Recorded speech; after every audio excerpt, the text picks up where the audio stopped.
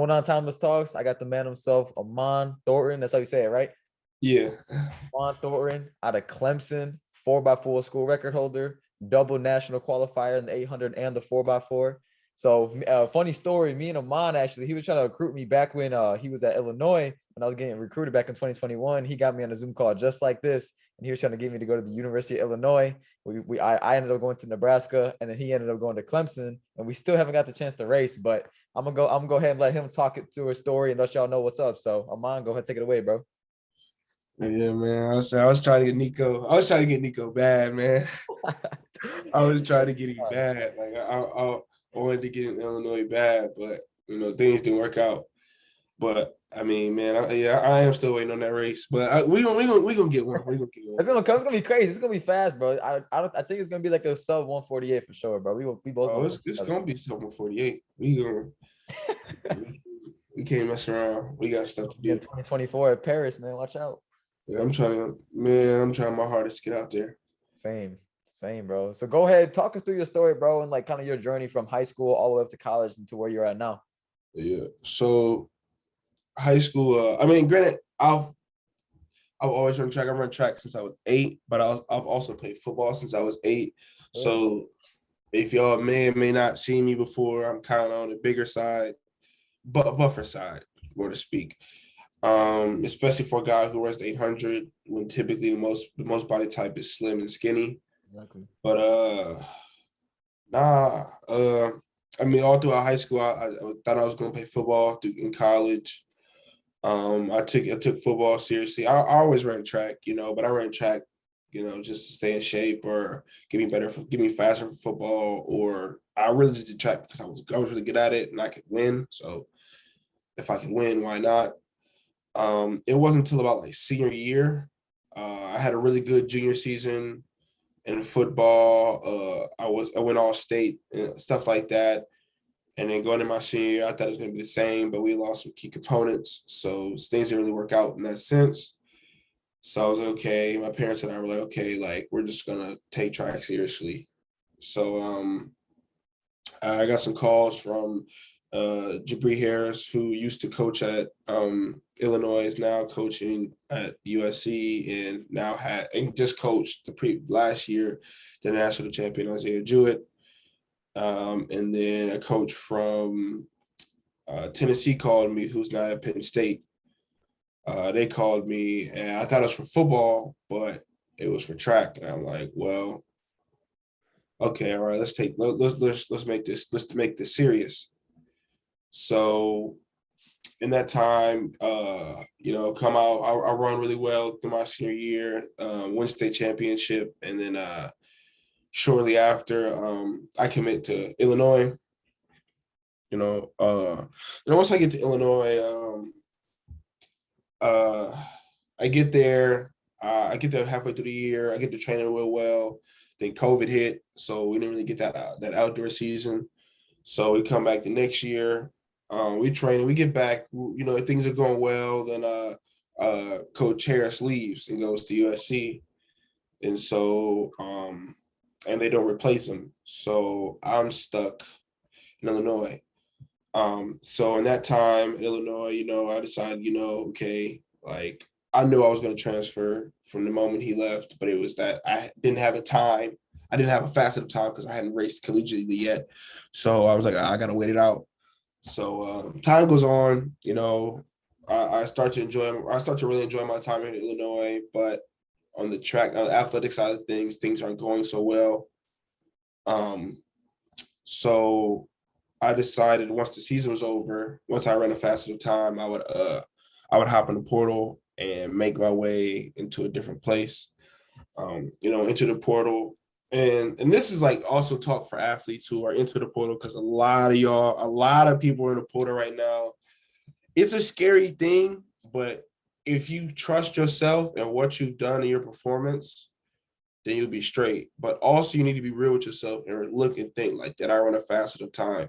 How much do I have a facet that I run a facet of time in ratio to how much eligibility you have? Because if you ran, for example, as a guy, you're running 20, 21, 29, 20.9, and you got 1 year eligibility left, you're not going to be very marketable.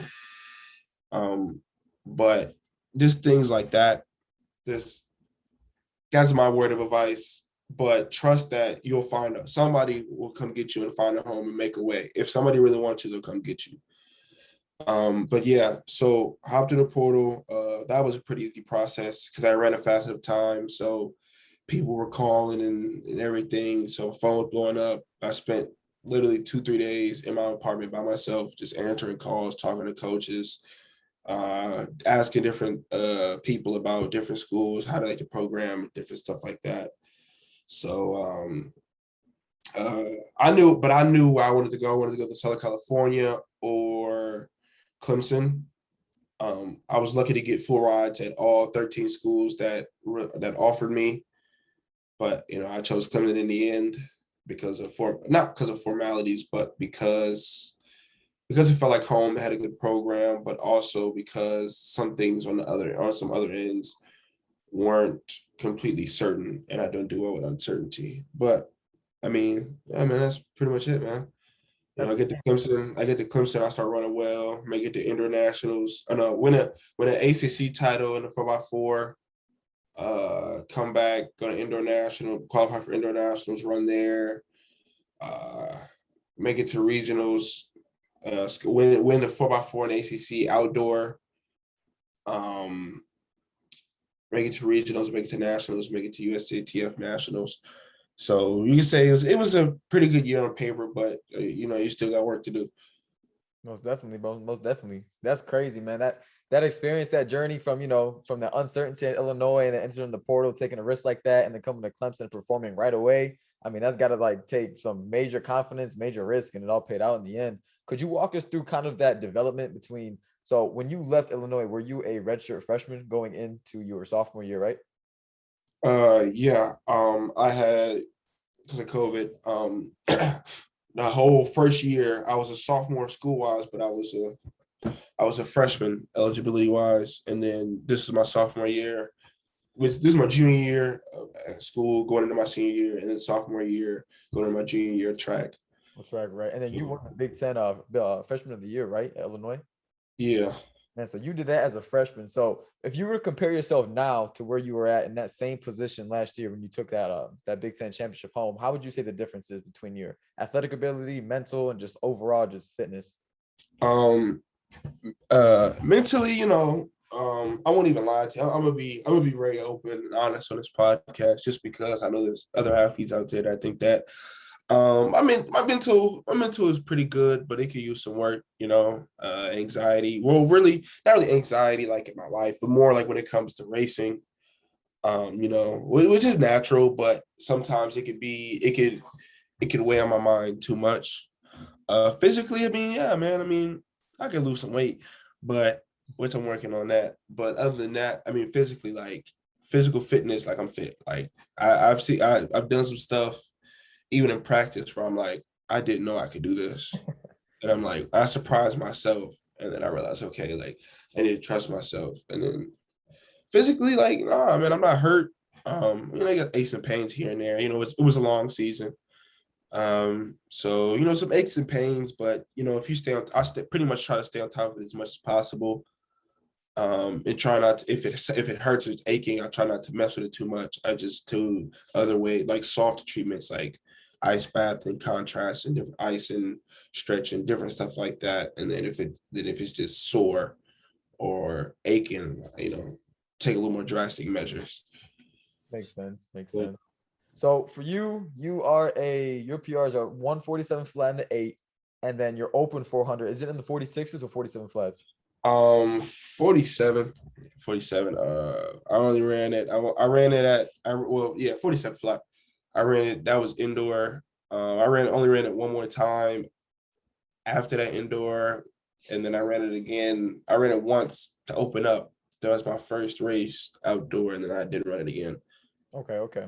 So you're a 44 split. You also have the Clemson school record in the 4x4. You're a 147 guy, consistently going to nationals, consistently performing. What do you think it takes to perform at? Because what is your conference called? It's called the Pac-12, right? No, ACC. ACC. Yeah. No, I was thinking of somebody else. So in the ACC, to be that successful, what do you think it takes training wise? Like, what do you think the difference was between the Big Ten and the ACC and going to a Western school versus being in the South and training? For me, it was an adjustment. The heat is much different. The environment's much different down there. So, I mean, that's pretty much the first thing I had to get used to. But then once you kind of get into the groove of things, I mean, it kind of take care of itself. Like the heat adds a factor. So it's a little, it can get a little tough on some days.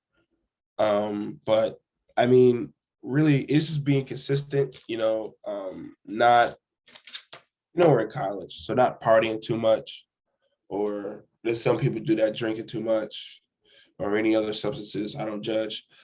But it's just having, I would say this, a good balance between fun and business, because they do at some point, cross paths.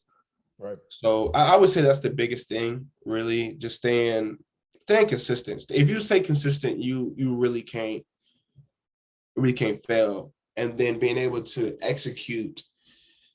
Yeah, being able to execute. Being able to execute once you put it all together. That's a big thing, especially like in ACC. Like in ACC, I've seen the best people lose just because they didn't execute on the day and somebody else won, that's a big thing. You got to be good on the day. It's not even if, okay, I run 147, but you may not race 147 a day. You may race slower than 147. You may race faster than 147.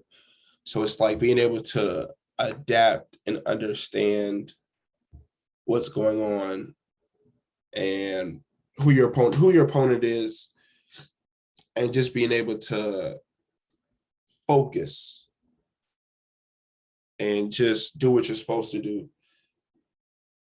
So mentally, what do you think is the key to, because earlier you talked about, race day anxieties and, how the natural and stuff like that, and how you developed in your freshman to sophomore year. What do you think is the key to executing and, performing to your best? Is there like a pre-race ritual that you always believe in, or is there just a certain song you got to listen to, or a certain mindset you got to be in? What do you think is the key to performing on a certain day? Or do you think it's random?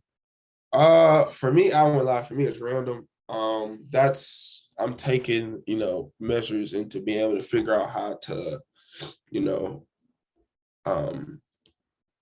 translate it all into one, because in the 4x4, I don't care. I'm gonna run, I'm gonna slide. But in 800, you're by yourself. Sometimes it could be a little, yeah. But I mean, how do I explain it? It's really just like, I don't know. I typically, like, for example, I will say this. Say I PR whatever. I PR like 1 week. Whatever I did that week that I PR'd, I would do exactly next week. When I say to a T, to how I train, what I eat, what I do, when I go to sleep, even when I get to the hotel, what do I do when I get to the hotel? What do I do while I'm at the hotel? What do I do? What do I watch? What do I eat? I'll eat the same. I'll eat for like 3 weeks. I ate on meals. I ate at the same place, the same meal at the same time. Wow. That is a routine, a ritual I do if I PR. Other than that, not really. I don't really have one, honestly. Only thing I really do, I pray. I pray shortly before I run, and then that's pretty much it. Man, that's awesome. That's actually pretty cool that you eat the same thing, sleep at the same time. I remember like when I PR and stuff like that, like I don't know what I do. I try to be in the same mindset, but I don't really I don't replicate and do everything I do. If anything, I try to go harder, and sometimes my body be getting tired when I do that, and I ended up dying out for the race. I'm like, man, what can I do differently? But that's actually cool that you copy the same exact different strategies. It's also being in tune with your body, knowing exactly what to do. Right. You got to be able, that was a big thing, of how I really I wouldn't say ascended, started to become realizing like what I really could be because I started listening to my body. I started figuring out what my body needs, like treatment wise. Like I know it. Like if my body feels like this treatment's gonna help. If my body feels like this treatment's gonna help. Or like my body feels like this. Okay, when is it gonna be able to go? How long before it's ready to go? How long? You know, like that's just being in tune with your body and be able to listen to your body. That's a big thing. And don't let nobody else tell y'all anything about your body unless it's medical, it's a muscle thing, or you're hurt and you need to figure out what's wrong. Other than that, don't let nobody tell you about what you need for your body unless you're really, really, really, really hurt. That's facts. That'd be happening sometimes because I know you mentioned the weight thing earlier. And I know that could be a factor too, where coaches like, oh, you weigh too much. Like, what are you doing? But if you're performing and you hitting those times and you feel comfortable at the weight you at, it's not gonna matter. Yeah, I mean, yeah, that part is true, but in my case, no, I got to lose some weight. What's your goal you're trying to get at for your weight? This in the 190s, low 190s. So, which that actually like I was 194 when COVID hit the first time, and I was in the best shape of my life. I felt amazing, and then I got to 197 while I was in Clemson. In the beginning of the year, then I got COVID, and then that just went downhill. Yeah. From there. So I know you told me, I remember we had a conversation way back about how at Clemson, you guys, was it power clean or hang clean religiously? Talk us through that and like the weight room program of Clemson Track and Field. First of all, shout out Billy. That's my guy. Billy's our weight guy. Man, I got in there. And the first day was like an assessment day, just to see my form, what I could do and stuff like that. And essentially my cleaning form was awful. And so he completely changed my form. And so literally like I had to go down to, I was cleaning with a broomstick with no brush on it. And I was just clean. I would literally do the form, go to form, it needs to like this, it needs to like this, it needs to like this. Then they gave me the bar. Okay, your warm-up is hitting this form in the right way. And then they wouldn't even let me hang clean or clean from the floor. What they would do is they would put these blocks down and like the knee, and they would work every single part of the clean slowly. Like from the foot, I practiced hang clean, I never did them until halfway through till right at 20-hour week started.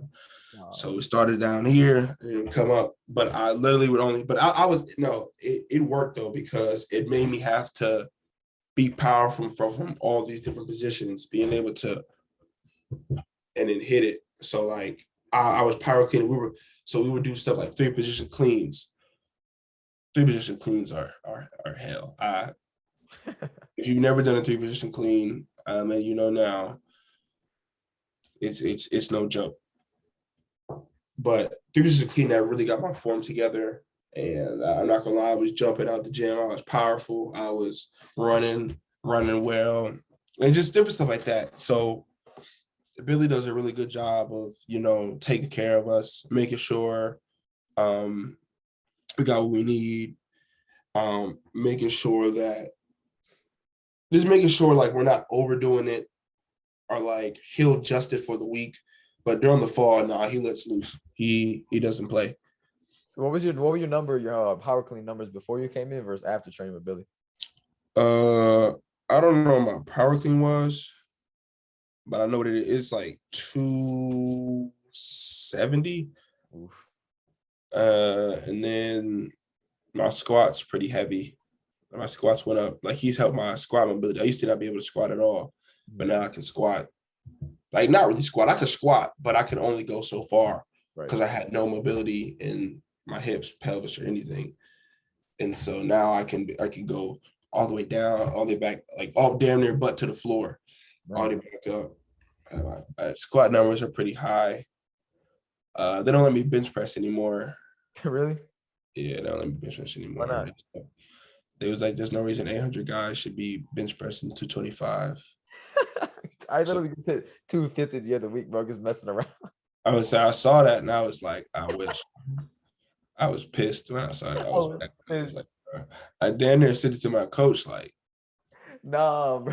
He's doing it, and he runs the 800. Why can't I? That's different. You were 147. I'm barely knocking on 150 right now. I'm trying to get down to where you're at.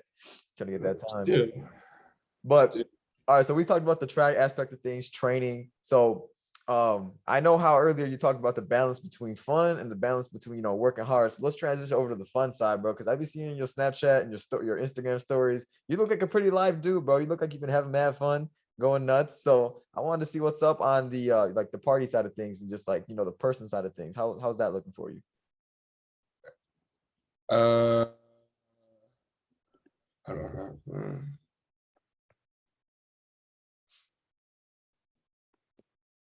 Yeah. What is it? Man, I won't lie, man. I be having fun. First semester, I had fun, man. You know, I enjoyed it. It was new people, new faces, new surroundings, and people just accepted me for who I was. So you know, you do that, I'm gonna have fun. Right. You know, you just like I said, you can't have too much fun, but I mean, I was having fun. I can't say what kind of fun I was having. Yeah. I was having a lot of fun. Yeah, we all can guess. But typically during the season, nah, I don't really do that. I don't really go out like that much. But now my season's over. Yeah, man, I ain't gonna lie, I'm having a great time. Bro, like, you know, everything in life, moderation, damn near. It's like you know, you're in season, you're training hard, you're doing your thing, and then you know, you're off season, you're having fun, meeting people, bro. Like, there's just different times for different things, you know. Like, that's good that you have a good balance on that, and a good outlook. Yeah. So, man, I bet. Let's talk about. Let's transition a little bit. So, what are your goals for the future of track and field? Are you trying to go professional? Are you trying to, like, how long do you want to stay in college? How's that looking? Are you trying to get your master's? Kind of talk about us about your future and your future goals. Really, I'm gonna be real with you. I'm just, you know, they say speak things into existence, and I'm gonna say it right here in this podcast. I'm gonna go pro this year. I'm trying to. School is cool, but I think, like, I mean, good. I'm a senior now, so whatever. But yeah, man. And plus, my mom wouldn't let me go pro unless I finished school. So, or if I went pro, she would handle my contract and basically have, like, I need you to pay for the school because he's gonna get his degree. But yeah, man, I'm gonna go pro this year. I'm done. I need to. I gotta do whatever it takes. Sacrifice whatever I got to sacrifice to get what I need and get there. And then I mean, I got, you know, if I don't make it, if I don't go pro this year, I have another year after this. And that'll be my 5th year. So I'm gonna see if they pay my 5th year, which if I keep going the way I'm going and keep going better, then they'll probably cover it just based upon, you know. But I mean, yeah, that's pretty much, you know, what I want to do. Like I said, I want to go pro. You know, I got a taste of what the life I want. Now I just have to go out and get it. So I mean, what kind of numbers do you think is going to take to get a pro contract? Consistent, at least consistent 146 low 145s. Mm-hmm. And then what really matters, what really will push you over the top is you performing at big meets. So like indoor nationals, you know, regionals, you know, you go to nationals, you perform there.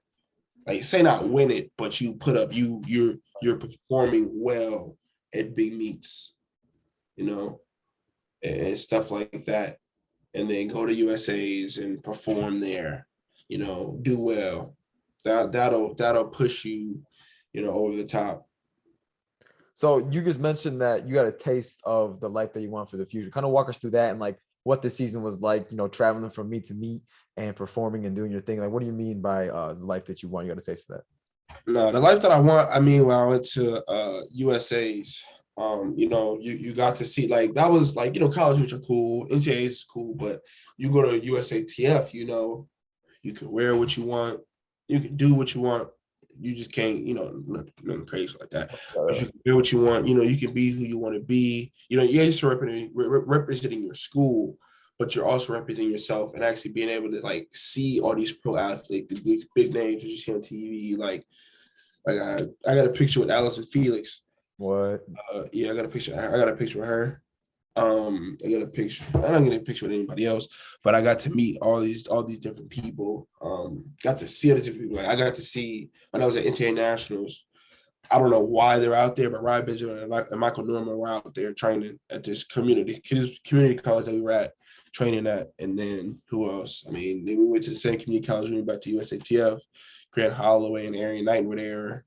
And Andre, I think his name Andre Plumer. He runs for Adidas as well. They're out there training. And I just get to see, and I'm just like, man, like this is what I want to do. Like, it's USA is a different experience.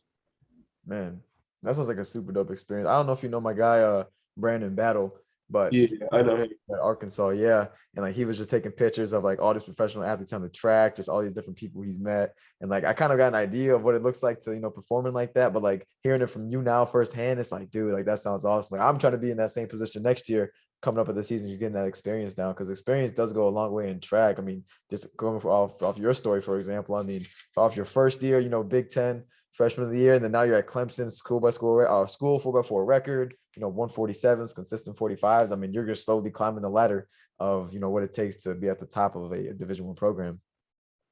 Yeah. I mean, if you look back at like our journeys, like so right now, track wise, you're about to go into your junior year eligibility, right? I mean, if you look back to your junior year track season in high school, I mean, compare that to, where you're at now. I mean, it's got to be like night and day. I mean, for even me, even just from this past year, I mean, I just dropped my PR by 2 seconds, and it feels like each year, like when you're able to reflect on a season and progress, like that's kind of like the best feeling in track almost. It's like not the end goal, but it's the journey to get where you're at. I mean, it's just super cool being able to reflect and just like look back at your past self and be like, man, like I came a long way on being this successful. I mean, in a sense of time, I mean, my time is really like, excelled in speed, but in terms of like just where I'm at, like junior year, I never really lost, right. Like even all through high school, I never really lost. So it's kind of like, I would say like a big transition that I had to really do was learning how to lose. I'm still learning how to lose. I didn't know that was a thing. Nobody really told me that. Yeah. But I got to learn how to lose, be able to, okay, like, damn, I got second, I got third, Right. Right. That's gotta be tough too, because when you go from high school and you're just straight dominating and then going into college, and then like I said, you got dudes that are just as good as you, if not better. I mean, that's a really big wake up to a lot of people who come from smaller towns and stuff like that. In high school, I'm not even gonna lie, bro, I got murked a lot, man. Like I was good, man. I was pretty inconsistent though. Like I would do amazing one meet, kind of fumble the bag the next, and I was kind of all over the place. So I know what it felt like to lose. So when I got to college, I kind of knew what was gonna go down, and I was gonna take every experience like a learning experience. But in your case, when you're straight dominating and you're already running those top tier times as a high schooler going into it, learning how to lose is almost more important than learning how to react when you win, because because that's stuff they don't tell us, unless you just winning in college, and that's that just is what it is. right. Like I said, I didn't start taking tracks really seriously until November of 2018. Right. I'm still like, even me, like I'm a little farther behind than most folks, just because like people knew they were going to take track seriously. People watch track, they know what's going on, this, that. People are still, some people get upset with me because I don't know things, or I'm surprised by things, Right. But I'm like, I'm still learning. So I'm young, like I'm only 20. So, I'm still trying to, figure out, learn things, learn myself. So, I mean, yeah, that is really a big thing, just learning how to lose. That's my biggest thing, learning to be okay with, like, you can't win everything, Right. but you may not win everything, but, you need to be able to go out and run hard. No, exactly. I mean, how does it? So walk us through your worst loss and walk us through your best win and your mindset on both. Worst loss. Man, worst loss. It's a tough one. If you can't think of the loss first, start with the win. Best win, I would say we didn't win, but the best feeling was a personal win for me is, make it to nationals. Right. Being able to run well enough to get international. That was a big mental win for me. That was that was a big mental win for me, really. That was probably my favorite. My best win was state. Yeah, state. No. I'm sorry. Winning Big Ten championship last year in the 4x4. That was my favorite. That was my best. I was so hyped for you when I saw that, dude. That was hype. I was turned. I was happy because I didn't think, whole year we talked about we were gonna win it. We could win it, and then we pulled it off. I was like, what time did you guys come away with? Like 3:06. 3:06, nice. Yeah, but yeah, man,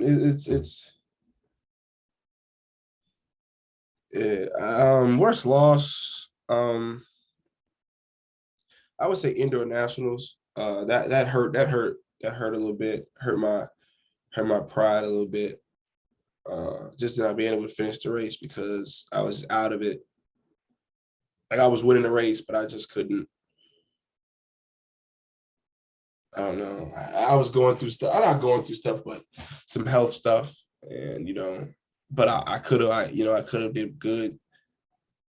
But I would say that was the worst one. That was the worst. That was probably my worst loss. Yeah, I mean, it's just taking the good with the bad. I mean, you got the experience out of it. I mean, you kind of know what to expect in the future. I mean, just one of those things. I mean, like I said, you're a highly decorated track and field athlete, bro. I mean, you've been through it all. Whenever I have, track questions or need track advice, I mean, you're the first dude I run to because you've been there and you've done that. Like, how to react at these big meets, how to prepare for big opponents, how to prep your body the right way, how to deal with certain situations on the team. I mean, like I said, having experience that you have, I mean, you're definitely on path of achieving your goal of being a professional athlete. You're knocking on the door. So this next podcast that we do, bro, has to be when you sign that first contract. Hell yeah, I need that. So fire, it'll be so fire. This next podcast, the intro will be what you just said about how I want to be a pro athlete coming up this next season. Finally. Hell yeah, I'm trying to get up out of here. I'm trying to get out of college. I'm trying to get this bread. No, for real. Same here. I mean, that's why I started this podcast, bro. I mean, a lot of us have our own individual goals and individual journeys, and just being able to showcase it and where we're trying to get to. I mean, like I said, I'm trying to make this podcast something big eventually. But I mean, right now, I mean, you got to start somewhere. I mean, I've been doing it for 6 months now, and we've had I don't know if you know, but I had this one basketball player on here named Trey McGowans, and his brother just went to the Hornets, and then he's I think he's in the summer league right now for the LA Clippers. So he's doing decent. I got some decent athletes on here so far. So I've been seeing you doing your thing, man. That's why I'm like, that's why we wanting to get on it. Cause I'm like, he's go crazy. I know I've been dragging for a while. I've been crazy busy, but yeah, I'm glad I finally got to get you on here. But I got a question. So for the summertime, do you think for us 800-meter runners, it's beneficial to be putting in, miles, or do you think cross training and lifting a good amount is the best way to stay in shape? I mean, because working on the summer is getting in shape to get in shape. So what's your perspective on summer training? I say cross train. Run some days, but cross training the most, just because you're also just coming off your injury, surgery. So for you, I would cross train more. That just to keep the joints happy. Be able to, because you're planning to go. You're planning to go far, and I'm telling you, you achieve your dreams. You're running fast. It's gonna be a long season. It's gonna be a very long season. Like I just got back to Clemson this Tuesday. Tuesday. I missed most of my summer's gone. So, I would prefer that, especially for like 800 guys. Cross country is going to be cross country just because their season, they actually have a season coming up. Like they actually have to run, so I can see them running. But for us, we won't run. Cross training. Personally, cross training for me, cross training the weights, just because it's not. It won't be too much on the body. Plus, it'll help you get into shape. More cardiovascular than like even to swimming, to biking, to rowing machine, like even just stuff like that. Like it works, it helps. Yeah. Yeah. Yeah, it makes the most sense. I mean, like I said, I've been kind of bouncing all over the place this summer. Like as you see it on my story, I'm trying to get on my hang clean. I'm biking, jump rope, and doing everything I possibly can just to kind of stay in shape for this next upcoming season. Because I want this one to be big. I feel like my approach to my freshman season last year, I was trying to go so crazy, so fast, and I was running a 152 and like on what was it, like a early trial meet. It wasn't even an actual meet, and then I got hurt for the rest of the season because of that. And I was like, man, like now I know. You can't. Sometimes you just can't force it, man. You just gotta let it go. Right. Because it can get you. Oh shit. It can really get you, honestly. If you try to rush it, you gotta have patience. Yeah. You gotta have patience because Is that the key to getting through such a long season like how you did? Because you got back last Tuesday. My season's been done since like a month and a half. So I mean, what does it take to get through such a long season, especially as a mid-distance runner who's constantly beating up their body every single meet? You gotta find something you like to do. Honestly, you gotta find something you gotta do. Like you have to find other stuff outside of track, especially like when school ends and you're still running. Like you got all that time to do whatever you want. Right. And so you just really got to find out, what you like to do. That's what I'm saying. You also have to learn your body and learn what you like. Like you like doing the podcast, okay? Like do the podcast more, try to, different stuff like that, like hobbies, Yeah. That'll get you, especially mentally, like being able to step away and be like, okay, practice is over. I'm done. We're done talking about track. That's one thing I wish I would have did this year. Stop talking about track. So much so. Afterwards, so like I just plan to just be like, once track is over, that's just it. Like once practice and stuff is over, that's it. Right. Like I'm not gonna talk about it. No, it's not. I don't want to hear it. Yeah. All I've been doing is just talking about track, and I'm done. I can't do it anymore. Yeah. Most definitely. I mean, it is pretty grueling.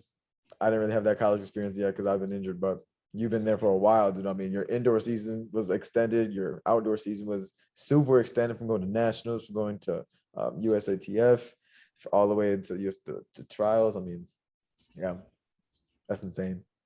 It's a super long season. So growing professionally, what company would you want to sign with? Adidas, Nike? Is Under Armour even a track type brand or? Yeah. Under Armour got as athletes. So who would you prefer to be, or would you rather start your own thing? I've been seeing a lot of people. Like I saw Hunter Woodall and Tara Davis and where were they at? We were at Lululemon, and they're sponsored by Lululemon. So I mean, and Allison Felix with Athleta, and now On Running is now a thing. I'd rather not say just in case. No, I feel you. They come out and be like, they look back at it, be like, this. Well, you said, I'm like, right. So any of the companies, if you're watching this, it's all yours. Hey, exactly. I don't really care who it is. Yeah. As long as the money's right, I don't care. Or decent enough to wear, because I know track's a little different. As long as I'm running well, at least if you're giving me what I'm worth, I'll come run. How is NIL be treating you this year? It's cool. I got one deal with Tiger Impact Fund through Clemson. I mean, they're cool people. I like them. Now, I like what they do. I like what they've done. Yeah, I'm looking, especially like now that I have this time, I'm looking to do more stuff when it comes to that, just so I can, really just get back to the community. That's the biggest thing I want to do. Right. They give me a very special opportunity to do so. So, shout out Tiger Impact Fund, just in, and what they do. Yeah. Yeah, that's dope. That's dope. Is there anything else you want to talk about? Any questions you got for me? Man, you got a girlfriend, man. Me, nah, man. I'm a cool guy. Just I make podcasts, so I've been Yeah, how was your college experience of being outside of track? outside the track. It was cool, man. It was cool. I met a lot of cool people. What I didn't realize when I got to college is how many international people there are here. I mean, I've been super cool with a lot of international people. Like we did a German podcast way back. I got some really cool Jamaican friends over at Nebraska.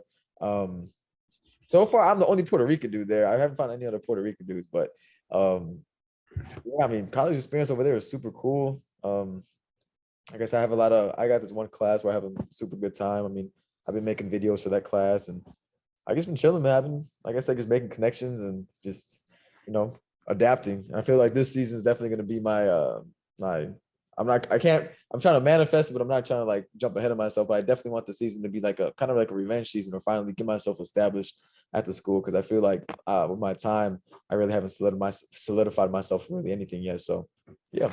All right, we came to the end of this amazing podcast. My man Aman Thornton, we learned his journey all the way from high school to college to now. Like I said, ACC 4x4 national qualifier, ACC 800-meter national qualifier. Future goals of being a professional athlete in the sport of track and field. If any sports brands like Nike, Adidas, Under Armour are watching this, sign my boy. He's going to be a star in the future. Aman, what you think of the podcast, bro?